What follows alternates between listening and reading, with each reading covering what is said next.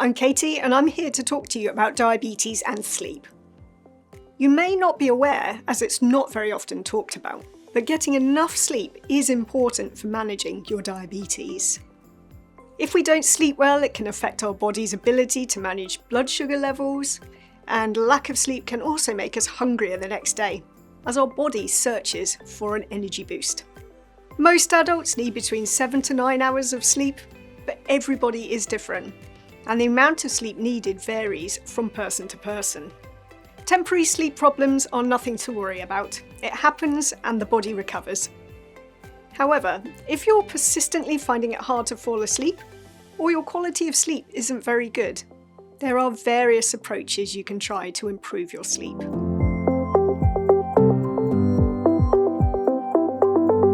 First off, it's important to seek help for health conditions that are stopping you getting a good night's rest.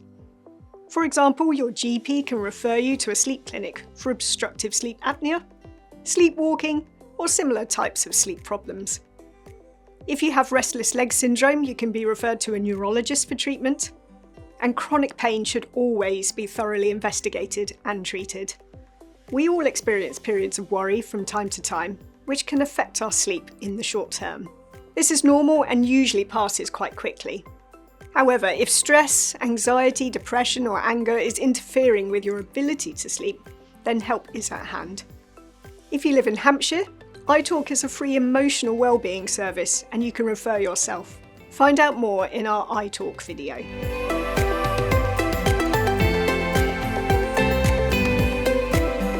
You may have come across the term sleep hygiene. It describes the day-to-day things you can do to help you sleep better.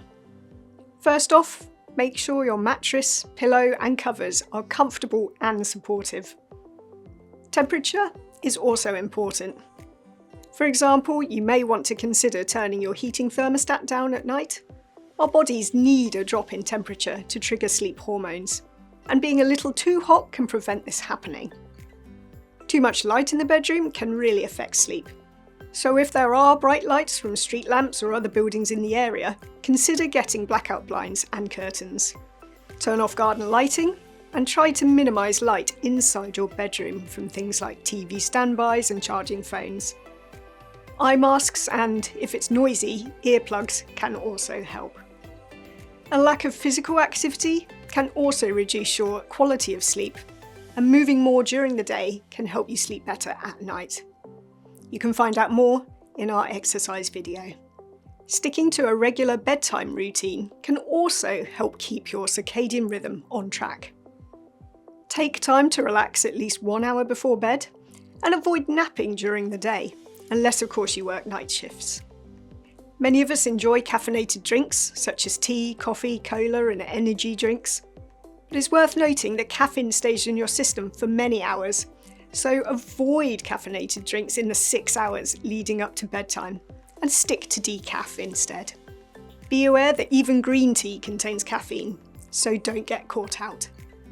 Nicotine can also disrupt sleep, so think about whether it might be time to give up smoking or gradually reduce the nicotine strength in your vape. Free help is available to help you stop smoking, and you can find out more in our video on smoking. Now, alcohol is probably one of the most misunderstood sleep aids out there.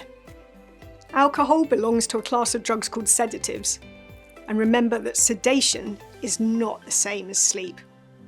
Alcohol blocks rapid eye movement, or REM sleep, which is essential for our brain and our body to function. It also fragments sleep, so you wake up more often throughout the night. It's therefore a good idea to reduce your alcohol intake. Drinking less is also good for your general health and wallet.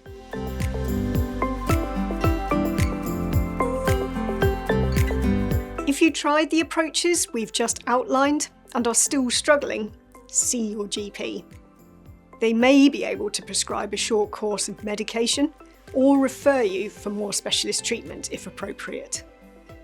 Sleeping tablets will only be prescribed for 3 to 7 days at a time, as they are addictive, and although they can help alleviate some of the symptoms in the short term, they do not address the underlying problem.